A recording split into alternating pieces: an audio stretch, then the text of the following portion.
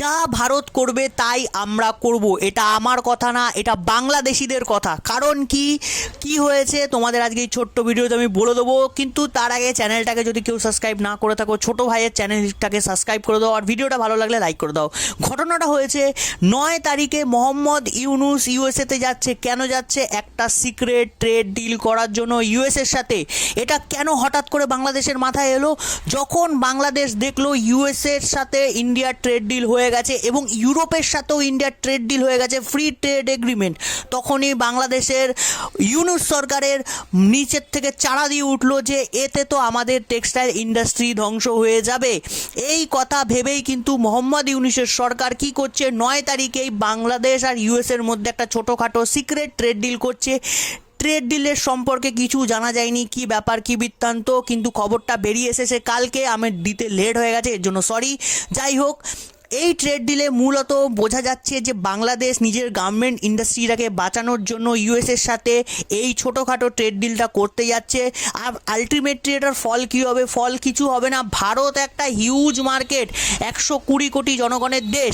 উপরন্ত ভারতের কাছে নিজস্ব তুলা উৎপাদন ক্ষমতা রয়েছে, এর সাথে সাথে সুতো উৎপাদন, থান উৎপাদন ক্ষমতা রয়েছে, কাপড় উৎপাদন ক্ষমতা রয়েছে।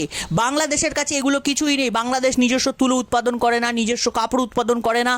তো বাংলাদেশ যে সমস্ত গার্মেন্ট ইন্ডাস্ট্রি মানে গার্মেন্ট জিনিসগুলো বানায় গার্মেন্টসে, সেই জিনিসগুলোর র ম্যাটেরিয়াল যেগুলো আসে বেশিরভাগ কিন্তু ভারত থেকে আসে এবং চায়না থেকে আসে। এবং চায়নার টেক্সটাইল ইন্ডাস্ট্রি কিন্তু কত বড় আমরা জানি।